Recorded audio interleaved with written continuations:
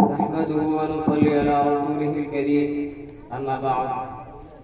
Respected elders and all my dear friends, Assalamu alaikum wa rahmatullahi wa barakatuh. It gives me immense pleasure to stand before you all and speak a few words in this auspicious gathering. I am here today to give a brief biography of our Holy Prophet Muhammad, peace be upon him. وَمَا أَرْسَلْنَاكَ إِلَّا رَحْمَةً لِلْعَالَمِينَ. And we have not sent itself as a mercy to all creations. So, it is necessary that Allah credits him before all creations.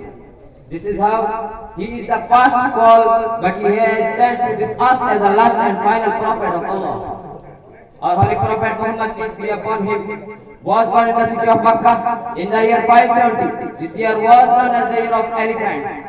My dear friends, do you know why it is called so? It is because a very bad king by the name Abraha wanted to destroy the Holy Kaaba using some elephants.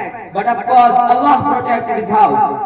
Our Holy Prophet Muhammad, peace be upon him, belongs to the Quraysh family. His father, Hazrat Abdullah, was passed away a few months before the birth of Holy Prophet Muhammad, peace be upon him. Our Holy Prophet's mother sent him out into the desert with a nurse named Halima Sadiya, as that was practice of those days.